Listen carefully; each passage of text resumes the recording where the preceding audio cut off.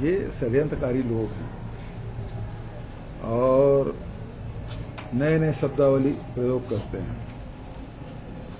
इसीलिए तो मैंने कहा कि यदि ये टारगेट किलिंग आपको लगता है, जबकि हम लोग को इसे नक्सली हमला ही मान रहे हैं, उनको लगता है तो एनआईए जांच करा ले। इनके आंदोलन के पहले ही मैंने कह दिया था, तो इनको तो राजनीति करना है और राजनीतिक लाभ लेना है, और इसलिए इन्होंने चक्का जाम किया।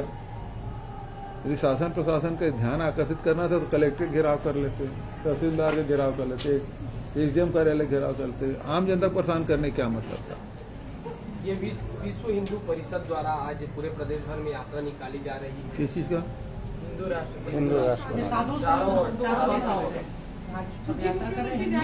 ये किसने, कौन निकाल रहा है? इसका मतलब ये है कि भारतीय जनता पार्टी के सारे हथियार यहां निष्प्रभावी हो गए छत्तीसगढ़ में। तो आखिरी हथियार है वो धर्म को लेकर। मैं विश्व हिंदू परिषद के साथियों से कहना चाहूंगा कि यदि आप हिंदू राष्ट्र बनाना चाहते हैं तो भैया आप, केंद्र में सरकार है, पूर्ण बहुमत की सरकार है, जाके वहां धरना दो, सात कल्याण मार्ग में, लोक कल्याण मार्ग में। आप ही के नेता हैं, हमारे प्रधानमंत्री हैं, आपके तो नेता हैं, है ना? वहां जाकर कर लो। ये नाटक नौटंकी करने की क्या जरूरत है? और जहां तक साधु संतों की बात है तो हम बड़ा सम्मान करते हैं। भैया पूरे होने दो, रुक जा ना भैया, रुक जा यार। साधु संतों का पूरा सम्मान, और जहां तक के हमारी छत्तीसगढ़ की संस्कृति की बात है तो हम राम वनगमन पर्यटन परिषद बनाए हैं, कृष्ण कुंज भी बना रहे हैं, और साथ ही गोधन न्याय योजना भी संचालित कर रहे हैं। साधु संतों से कहूंगा कि भाई भगवान राम 2200 किलोमीटर छत्तीसगढ़ में यात्रा किए, उसी की यात्रा कर लें तो एक नई परंपरा शुरुआत हो जाएगी। कोरिया जिले से शुरू करें, सीतामढ़ी जहाँ से सीता जी की चौका है वहाँ से शुरू करिए, रामाराम तक जाइए, तो एक नई परिपाटी शुरू हो जाएगी। हम पूरी व्यवस्था भी करेंगे, पूरा सम्मान तो अभी भी है, लेकिन यदि उस रास्ते से चलते हैं तो हम पूरी व्यवस्था भी कर देंगे। हाँ जी, आप सवाल आप पूछिए। ग्रामीण आजीविका मिशन जो योजना है उससे महिलाओं के जीवन में कितना परिवर्तन देखने को मिल रहा है? ये तो उन्हीं से पूछिए क्या परिवर्तन आया। मैं भेंट मुलाकात कार्यक्रम में जाता हूँ तो सारी महिलाओं से बात करता हूँ। गोधन न्याय योजना का कितना लाभ मिला, भूमि श्रमिक न्याय योजना का कितना लाभ मिला, राजीव गांधी किसान न्याय योजना का कितना लाभ मिला, और जितने भी और हम लोग काम कर रहे हैं उसका लाभ कितना मिला, तो वो खुद ही बताती हैं। और आपको अलग से स्टोरी चाहिए तो निश्चित रूप से जाइए, ग्रामीण क्षेत्र में जाइए, शहरी क्षेत्र में जाइए और वहाँ की महिलाओं से बात करिए। सर, बिहार के सीएम नीतीश कुमार ने कहा है कि अगर कांग्रेस गठबंधन पर विचार करती है तो 2024 के लोकसभा चुनाव में बीजेपी महज 100 सीटों पर सिमट सकती है। कितना इत्तेफाक रखते हैं नीतीश कुमार जी के बयान से? वे बहुत बड़े नेता हैं, 6 बार के मुख्यमंत्री, और अभी तो हम लोग गठबंधन में सरकार ही बनाए हैं, तो आगे बढ़ाना चाहिए। बड़े नेताओं की बात करें, हम लोग तो प्रदेश स्तर पे है। सर, ओबीसी समाज जो है आने वाले समय में जातिगत जनगणना और आरक्षण को लेकर प्रदर्शन करेगा। जहां तक जातिगत जनगणना की बात है, बिहार सरकार ने फैसला लिया है, उसके पहले हमने हेड काउंट करा लिया है। सबसे पहले हेड काउंट कराने वाला राज्य कोई है तो छत्तीसगढ़ है, और हमने करा लिया। उसी आधार पर तो आरक्षण लाए हैं। आरक्षण के बिल जो लाए हैं, ईडब्ल्यूएस के लिए 4% और ओबीसी को 27% जो देने की बात है। बजट तो संविधान में व्यवस्था, अनुसूचित जाति जनजाति को उसकी जनसंख्या आधार पे उनको आरक्षण देना है, तो हम तो उससे सहमत ही हैं। सर, इसमें रमन सिंह कह रहे हैं कि पंजा छाप अधिकारी ज्यादा हो गए हैं। अब सीधे तौर पर अधिकारियों को टारगेट किया जा रहा है कि आप पंजा छाप के लिए काम कर रहे हैं, न कि सरकार के लिए, राज्य सरकार के लिए। रमन सिंह जी ये बताया 15 साल तक के किसके लिए काम करते थे? रमन सिंह जी बड़ा अनुभव है, मुझे 4-4.25 साल का अनुभव है, उसको 15 साल का अनुभव है। तो कितने अधिकारी उस समय भारतीय जनता पार्टी के हुए, तो बचत को फिर मान लेते हैं कि कांग्रेसी है। वो तो आरएसएस की शाखा में जाने की अनुमति दे दिए थे, तो माइंड वॉश करने के लिए तो उन्होंने कोई कसर तो छोड़ी नहीं थी। फिर आज इस बात के क्यों कह रहे हैं?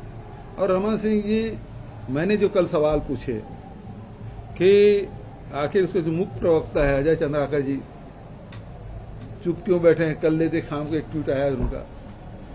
रमन सिंह जी नान घोटाले में ईडी जो जांच कर रही है उसमें सीएम साहब, सीएम मैडम कौन है, इसके बारे में बताने के लिए कहा। उन्होंने इनडायरेक्ट सारी बातें कही। अधिकारी कर्मचारी वही हैं, हमारे शासन के जितने फैसले हुए हैं, विधानसभा में जो पारित किए हैं, मंत्रालय से जो निर्देश हुआ, सबका पालन हो रहा है।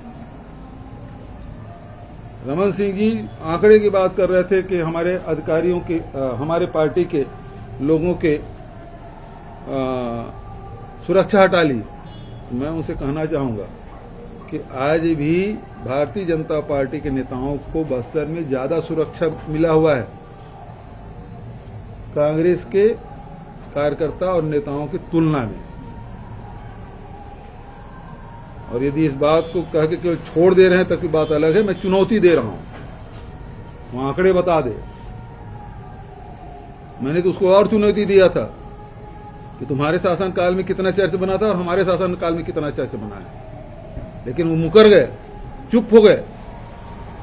और फिर झीरम घाटी के बारे में बोला था, तब भी मैंने कहा था झीरम घाटी में हम आयोग को 2 सदस्यीय आयोग बनाए तो उसके खिलाफ स्टे लेने वाले यही धर्मलाल कौशिक जी हैं। वही जाके चाहे नान में हो तब भी पीआईएल लगाते हैं और झीरम घाटी में पीआईएल यही लगाए हैं।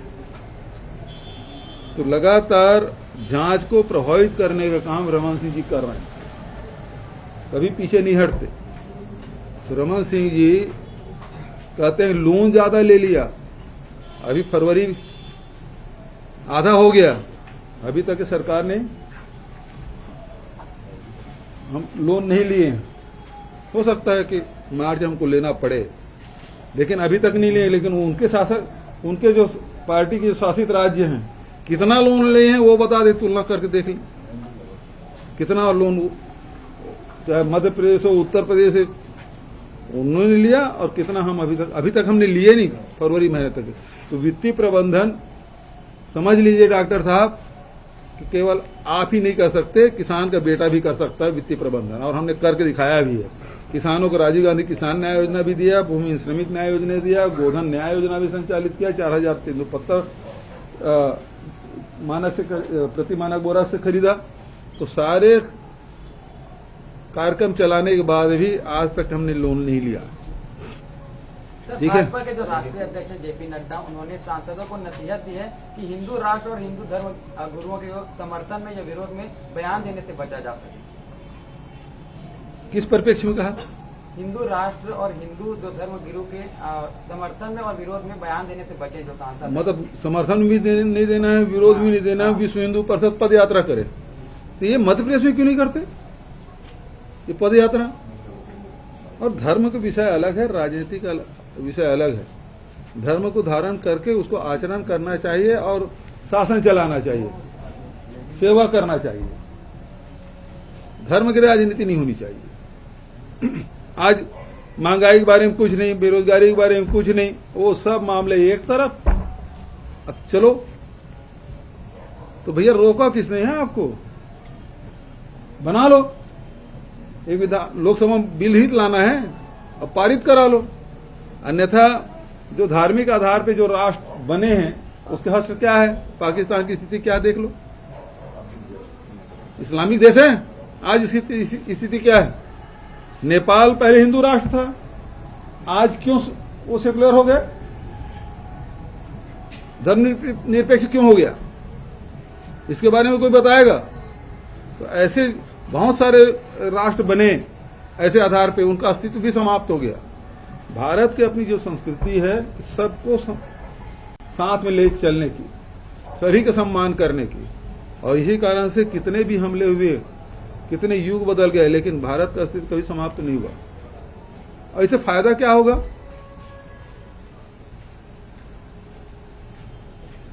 अभी तक के मैं इसी आप लोगों के बीच में यही बोला था कि ये हिंदुओं के नाम से वोट मांगते हैं, हिंदुओं के किया क्या है ये बता दे भाई।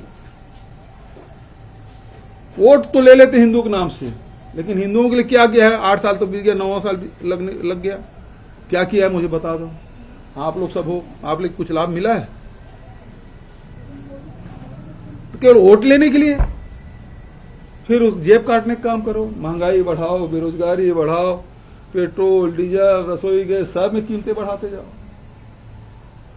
केवल भावनात्मक शोषण न करें। और जो भारत के जो परंपरा है, जो सहअस्तित्व के जो सिद्धांत है, सबको लेके चलने की बात, आज तो महाकाल का दिन है, भगवान शिव का दिन है। उसके पास तो देवता भी आते थे, राक्षस भी आते थे, राम भी भक्त थे, रावण भी भक्त थे। जो काशी नगरी है भगवान शिव की, वहां कभी युद्ध नहीं होता, क्योंकि शिव की नगरी है। सब अपनी समस्या को हल करने वहां आते थे। वो ऐसी जगह, तो ये तो हम शिव को आज शिव का दिन है, शिव के मानने वाले लोग हैं। और शिव तो सब, चाहे योग की बात करें, ध्यान की बात करें, संगीत की बात करें, नृत्य की बात करें, सिविलाइजेशन की बात करें, तो सबसे पहले शुरुआत तो उन्होंने की। आज जो हमारा सामाजिक ताना बाना दिखता है, विवाह नाम की संस्था की शुरुआत है, तो भगवान शिव ने की। तो वो हजारों साल पुरानी बात। उस समय नृत्य, संगीत सबको हम नटराज के रूप में करते हैं, ध्यान मग्न शिव की भी आराधना करते हैं। वो कौन सा ऐसा विषय है जिसमें शिव ने समाज को ज्ञान न दिया हो? इसलिए सबको सब शिव मानते हैं। ठीक है सर, एक कृषि उपकरणों को रहने दे यार, बहुत हो गया, मुझे हेलीकॉप्टर नहीं उड़ेगा भाई। लेकिन हिंदू राष्ट्र की शुरुआत को लेकर छत्तीसगढ़ से क्यों करना चाह रहे हैं, ये मेन सवाल है। मैं तो पहले ही बोला कि सारे हथियार भारतीय जनता पार्टी के फेल हो चुके, तब विश्व हिंदू परिषद साधु संतों को उतारे हैं। साधु संतों का हम पूरा सम्मान करते हैं, उन्हें प्रणाम करते हैं। उनसे मैं आग्रह करूंगा कि हमने इसकी शुरुआत की है, राम वनगमन पर्यटन प्रपथ की, उस पथ से गुजरेंगे, साधु संत के चरण पड़ेंगे, लोग मिलेंगे, अच्छा लगेगा और उसे ये जो शुरुआत की है उसका लाभ मिलेगा। आपने मोहन भागवत को इनविटेशन दिया था कि आइए देखिए, तो क्या प्रवीण तोगड़िया जी भी आ रहे हैं? उनको भी कहेंगे कि कम से कम यहाँ जो मंदिर बने उनको देख ले, कम से कम जाकर। वो भी आ रहे हैं क्या? प्रवीण तोगड़िया आ रहे हैं। अच्छा, तो वो पहले भैया ये बता दे थोड़ा सा, वो केंद्र में बैठे हुए लोगों से उसकी दुराव क्यों हुआ है?